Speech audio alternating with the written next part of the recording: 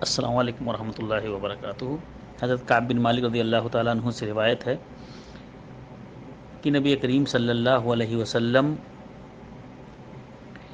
كان يأكل بثلاث أصابع فإذا فرغ لعقها، کہ نبی کریم صلی اللہ علیہ وسلم 3 انگلیوں سے کھانا کھاتے تھے اور کھانے کے بعد انگلیوں کو چاٹ لیتے تھے۔